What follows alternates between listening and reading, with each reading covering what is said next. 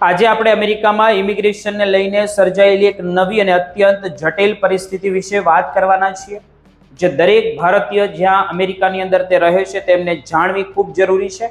હાલમાં અમેરિકામાં ઇમિગ્રેશન ક્રેકડાઉન પછી જે મોટા ફેરફારો જોવા મળી રહ્યા છે, જેમાં ધરપકડના આંકડાઓ આશરે 12%નો ઘટાડો નોંધાયો છે.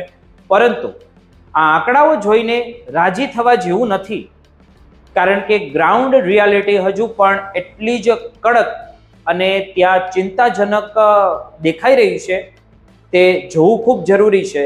આ સમગ્ર ક્રેકડાઉન દરમિયાન જે સૌથી મોટો ફેરફાર જોવા મળ્યો તે હતો એન્ફોર્સમેન્ટની તીવ્રતા, એટલે કે જે રીતે આ ઓપરેશનલ કરવામાં આવી રહ્યા હતા તે અત્યંત આક્રમક છે. અમેરિકાના અનેક શહેરોમાં, ખાસ કરીને મિનિયાપોલિસમાં જેવા વિસ્તારોમાં હથિયારો સાથેની ટીમો ઓપરેશન કરી રહી છે. એટલું જ નહીં, પણ ટેક્સાસ, ફ્લોરિડા કે પછી કેલિફોર્નિયા જેવા રાજ્યોમાં તો દર અઠવાડિયે હજારો લોકોને અટકાયતમાં પણ લેવામાં આવી રહ્યા છે.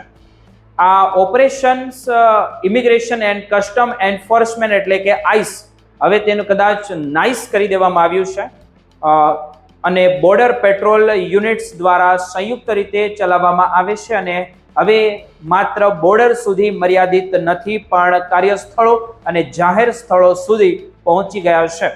અધિકારીઓ પોતે આ રણનીતિને ટર્ન એન્ડ બર્ન એપ્રોચ તરીકે ઓળખાવે છે, જે હેઠળ રેસ્ટોરન્ટના કિચન, બસ સ્ટોપ કે પછી પાર્કિંગ એરિયા પણ સતત દરોડા પાડવામાં ત્યાં આવી રહ્યા છે. અને આ પરિસ્થિતિમાં એક મોટો ટર્નિંગ પોઈન્ટ એવો આવ્યો છે, જ્યાં ડિસેમ્બર અને જાન્યુઆરી મહિનામાં ધરપકડનો આંકડો તેની ચરમસીમાએ પહોંચી ગયો હતો.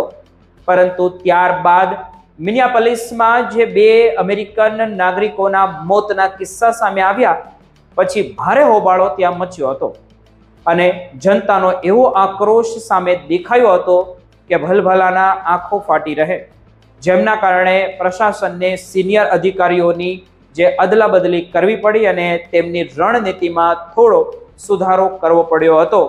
આ જ બદલાવને કારણે સાપ્તાહિક ધરપકડમાં ઘટાડો જોવા મળ્યો છે.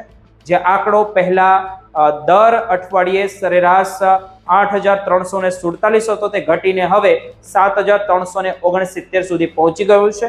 પણ સમજવા જેવી વાત તો એ છે કે આ ઘટાડો છતાં પણ એન્ફોર્સમેન્ટ પહેલેથી જે સરખામણીએ હજુ પણ ઘણું વધારે ગણી શકાય. વળી આ પેટર્ન આખા દેશમાં એક સરખી નથી. મિનેસોટા અને ટેક્સાસમાં ધરપકડ ભલે ઘટી હોય, પણ ઇન્ડિયાના અને નોર્થ કેરોલિના જેવા રાજ્યોમાં ધરપકડના કેસોમાં ઉછાળો આવ્યો છે, એ જોઈ શકાય છે. એટલે કે ક્રેકડાઉન ખતમ નથી થયું, પણ તેની દિશા બદલાઈ ગઈ હોય તેવું લાગી રહ્યું છે. અહીં સૌથી મોટો પ્રશ્ન તો એ છે કે નિશાને કોણ બન્યું છે. અધિકારીઓ ભલે એવું કહેતા હોય કે તેઓ માત્ર ગંભીર ગુનેગારો પર ધ્યાન આપી રહ્યા છે અને બીજાને છોડી રહ્યા છે, પણ આંકડા કંઈક અલગ જ વાર્તાઓ કહી રહ્યા છે. ક્રેકડાઉન પહેલા 46% લોકો એવા હતા ક્રેકડાઉન પહેલા જેનો કોઈ ગુનાહિત ઇતિહાસ કે રેકોર્ડ નહોતો, અને અત્યારે પણ 41% લોકો એવા પકડાઈ રહ્યા છે જે નિર્દોષ છે અને જેની કોઈ ક્રિમિનલ હિસ્ટ્રી જ નથી. આનો અર્થ એ થયો કે સામાન્ય એડમિનિસ્ટ્રેશનની ભૂલો અથવા તો રૂટીન ચેકઅપ દરમિયાન પણ લોકોની અટકાયત કરવામાં આવી જ રહી છે.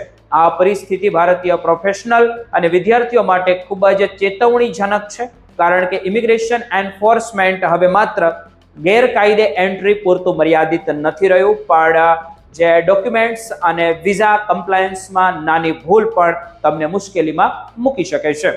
તેથી પ્રેક્ટિકલ સલાહ તો એ જ છે કે હંમેશા તમારી સાથે વેલિડ ડોક્યુમેન્ટ્સ રાખો અને કોઈ પણ ઓફિશિયલ પૂછપરછમાં જે કંઈ પણ તમારી માહિતી સાચી હોય તે જ તમારે આપવી જોઈએ. તમારા વિઝાની શરતો જેવી કે એમ્પ્લોયમેન્ટ રૂલ્સ અને સ્ટે લિમિટનું ચુસ્તપણે તમારે પાલન કરો.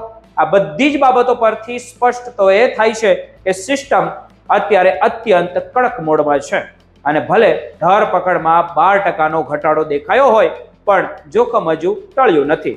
માટે સાવચેત રહો અને દરેક નિયમને સમજીને જ આગળ વધો, જેથી તમારું કરિયર અને અમેરિકામાં વસવાટ સુરક્ષિત રહે.